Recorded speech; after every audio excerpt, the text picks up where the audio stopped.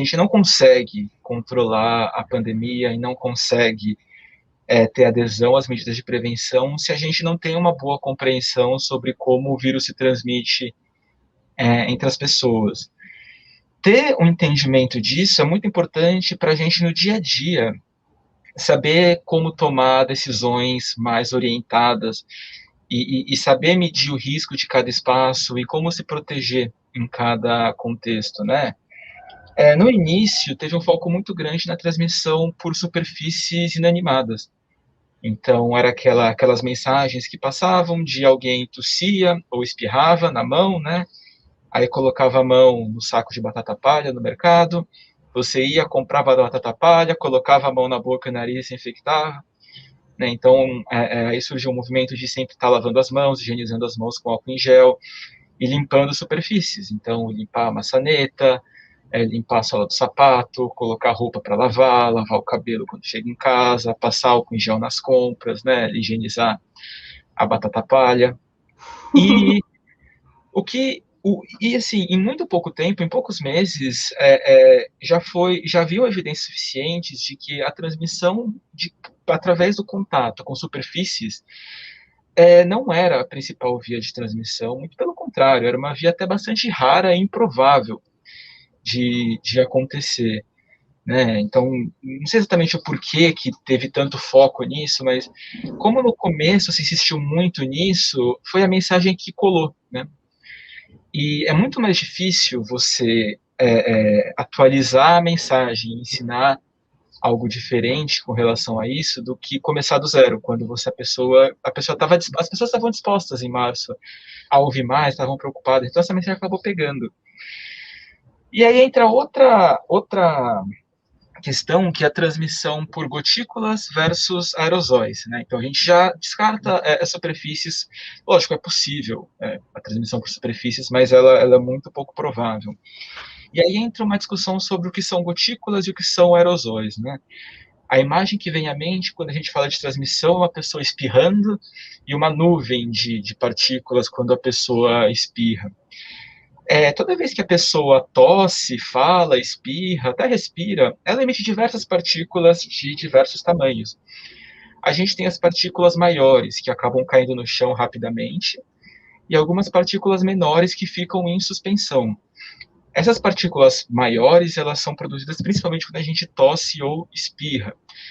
E há uma certa disputa sobre o que a definição de aerosóis e gotículas em diversas áreas do conhecimento. E na medicina se adota um padrão de que partículas menores que 5 micrômetros, elas flutuam, elas ficam em suspensão, e as maiores caem no chão rapidamente. E na física e na dinâmica dos fluidos já se tem uma compreensão, né, que esse não é talvez o melhor corte. Mesmo partículas muito maiores, de até 100 micrômetros, elas podem ficar em suspensão por alguns segundos, alguns minutos. Isso depende muito também de como está o ar. Então, se tiver turbulências no ar, movimentação de ar, você pode fazer essas partículas viajarem mais longe, né? E também tem uma associação na medicina de que transmissão pelo ar significa transmissão a longa distância, né? E transmissão por gotícula é transmissão a curta distância, o que também não é o caso. Quanto mais perto você está da pessoa que está infectada, maior a quantidade de aerosóis que estão em suspensão, né? Eu acho que a grande questão é o mecanismo com o qual essas partículas potencialmente contaminadas entram no nosso corpo. Então, a gente pode pensar nas partículas sendo inaladas, e a gente está respirando constantemente. Então, a gente está puxando o ar do ambiente para dentro do nosso corpo. Então, se a partícula ela é muito leve e está em suspensão no ar, quando a gente respira, a gente puxa essas partículas e traz para o nosso corpo. E o outro mecanismo é de deposição. Então, as partículas maiores acabam voando direto no nosso rosto, na boca e no nariz. Mas as evidências apontam que a inalação das partículas é o fato mais preocupante e é o que apresenta maior risco. Né? A deposição de partículas ela pode acontecer, mas mesmo uma máscara de pano simples já consegue conter essas gotículas maiores. Né? Já esses aerossóis são muito mais difíceis, porque eles conseguem vazar pelas laterais. Então, mesmo se estiver com uma máscara, mas ela for muito folgada, quando você respira, você cria uma pressão negativa. Então, a ideia é que o ar ele acabe indo pelo caminho de menor resistência. Então, se a máscara tem um vão muito grande, o ar acaba entrando por lá sem ser filtrado. Uhum. E justamente pelo mecanismo ser de inalação dessas partículas em suspensão, locais fechados apresentam um risco muito maior. Né? No local fechado, essas partículas elas vão se acumulando à medida que eu tenho uma pessoa infectada no ambiente. E só o fato de respirar e falar já emite muitos aerosóis. Isso até é uma evidência muito forte da transmissão por aerosóis, né? Porque a gente vê muito a transmissão por pessoas sem sintomas com a Covid-19.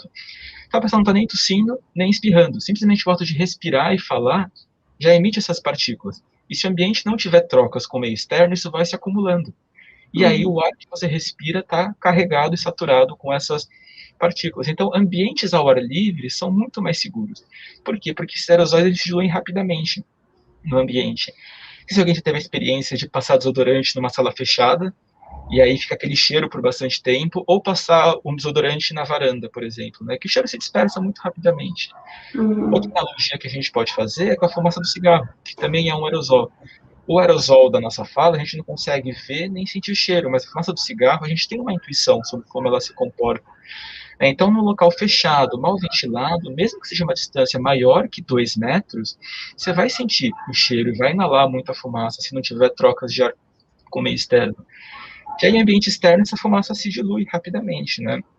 E aí, em Uhum. ambiente externo, o maior risco é a interação próxima, face a face, por um período prolongado, que seria como se a pessoa estivesse exalando a fumaça no seu rosto direto. Aí não tem jeito, você acaba inalando Uhum. partículas, né?